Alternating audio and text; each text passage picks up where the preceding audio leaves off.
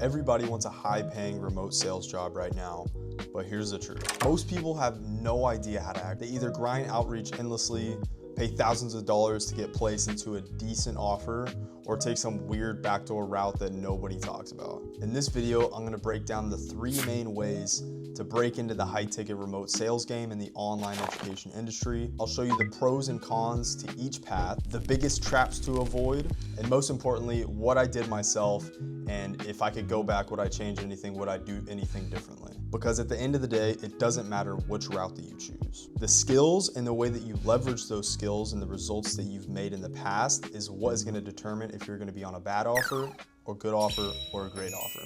So let's get into it.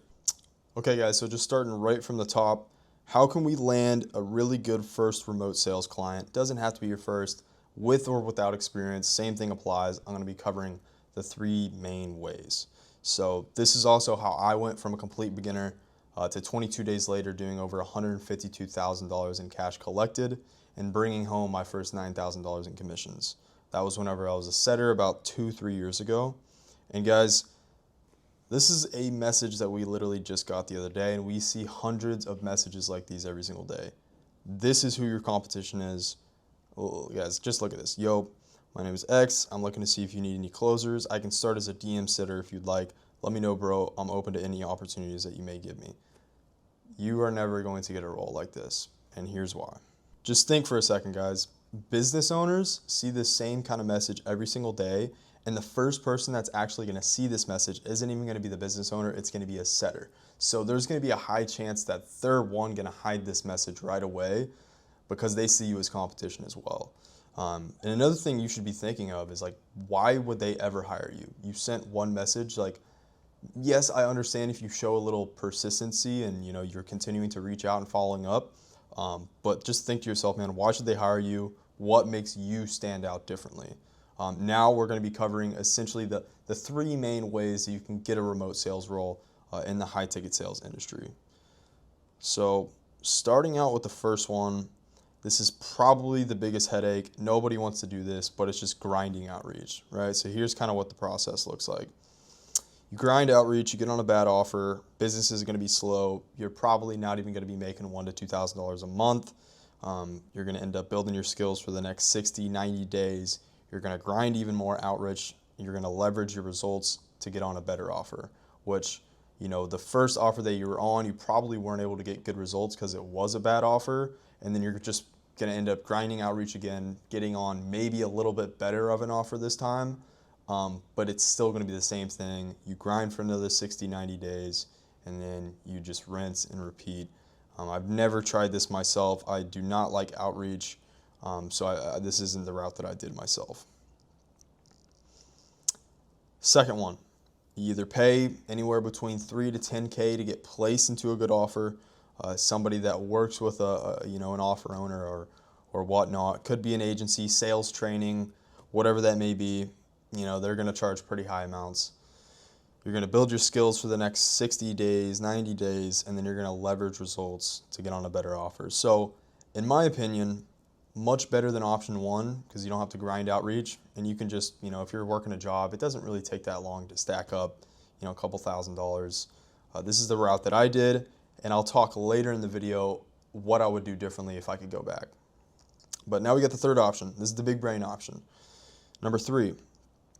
And I don't see anybody talking about this. Me and one of my other students, we were just talking about this recently because it's tough, right? You either need to pay or you need to grind outreach. It's going to be hard work, yes. But is there a way that we can make it better? Yes, there is. And I think we found that. So first thing you're going to do is you're going to find someone with a coaching program or a high ticket info product that you're actually interested in. So if you're interested in health, go to a health coach. If you're interested in dating advice or whatever that may be, go and buy that program. Here's the thing. You're going to go through their funnel. You're going to book a call. And then you're going to use your ability to sell to talk to the offer owner on the sales call, preferably without the closer, because at the end of the day, the closer is going to see you as competition as well if you're applying to be a closer. So when you get on that sales call, I would just try to do everything in your power and your ability to speak to the offer owner. Tell them, you will buy. Yes, I will buy your program. I'm actually interested, but I also want to work towards becoming a sales rep on your team. I haven't heard a lot of people talking about this. I think that it would be the way to go. Yes, there are no guarantees. Like, there's not a 100% rate that yes, you are going to become a closer if you do buy their program. There's always that, if factor. But if you give it your all and you really show them that the reason that you also want to buy their product is so that you can help them sell it even better, the business owner is going to love that. They are not going to see anybody else doing that. They're going to see that you took the route that nobody else takes, and they're going to like that. So just make it clear that the goal of you taking the program is to become a closer for them. Only if you buy, right? Only if you get a direct yes. So if the offer owner, yes, but let's go through a period, a month, 2 period.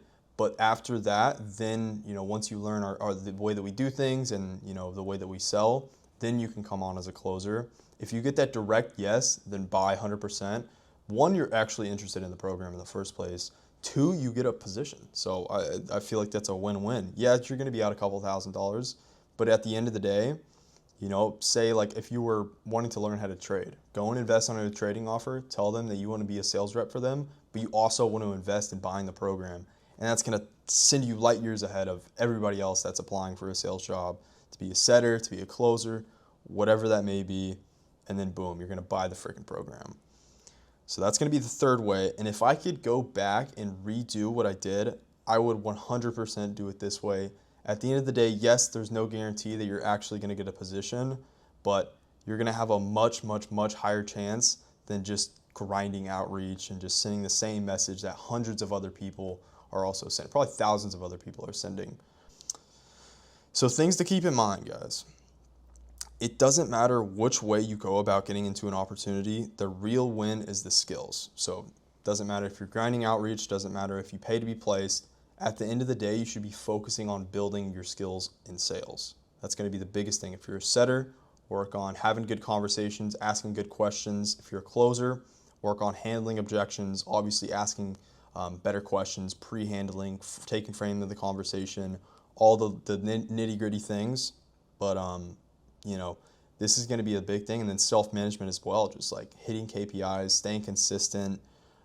The method matters, but without the skills, you're going to get replaced no matter what. So if you, pay to be placed and you're not performing within the first 3 months, 90 days, most reps are going to be, they're going to get replaced, right? There's going to be other closers that are knocking at that door, trying to get onto that offer, especially if it's a good offer, and you're going to be easily replaced. So without the skills, at the end of the day, guys, you need good training, you need good execution on your sales, and at the end of the day, you got to put in the reps. That's really what it comes down to. So what are some red flags and traps to just avoid completely?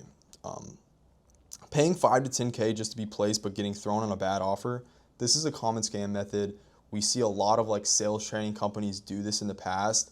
It's not cool, man. So you just got to watch out. You got to do your research. You got to make sure that they actually get you good results and they can get you placed on a good offer, because I've seen a lot of people burn doing this. This is actually how I got my first coaching clients is, we went through the same program, but they weren't getting placed. They weren't, the business owner wasn't holding up to his guarantees. And so I had to work through all that. It was a big headache, but at the end of the day, you just got to stay away from that kind of stuff. And then also staying stuck too long on a bad offer. This can also be a bad thing as well, especially when you're in the mindset of thinking, oh, I'm just going to build up my sales skills here. But then when it gets to a point, you got to cut it off. Like once you outpace, and you kind of hit that plateau, you can't really break through it because the business doesn't generate enough leads. There's not enough conversations to be had. There's not enough meetings to be had in the day. It just doesn't really make sense. So just make sure that you guys aren't getting stuck into a bad offer and you're just continuing to do work, because you could be an absolute beast at sales and closing. But if you're stuck on a bad offer, if you're in the wrong vehicle, you're not going to get as far as you would being on a really good offer. And then number 3, if the offer owner isn't really involved in the day-to-day run, I've been a part of multiple companies where, the offer owner, the business owner wasn't really too much involved. But, out of all my experiences and all the companies that I've worked with, the best ones are going to be the ones where the offer owner is directly involved with the sales team, the marketing department, with the back end, the systems, everything, right? We don't want somebody that just hops in once a week and says what's up and, you know, doesn't really care much for his team. We want somebody that's involved in the day-to-day and, you know, making sure that, you know, you're also getting, you know, good training and you know, you're being held accountable and stuff like that. If you don't have that, then I would suggest probably getting out of there. And then number 3, we got the leverage game. A lot of people don't actually use their past results to leverage and getting onto an even better offer than they are. So, you know, leveraging early reps and results to get onto better offers, that's going to be a huge one.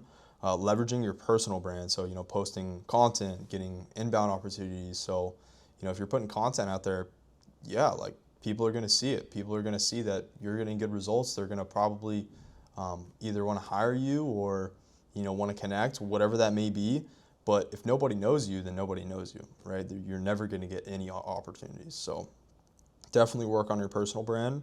And then just leveraging, you know, testimonials and case studies. So having one of your past offer owners record a testimonial video for you or doing a Zoom call with them where he kind of goes through and, you know, talks about some of the results that you got from him.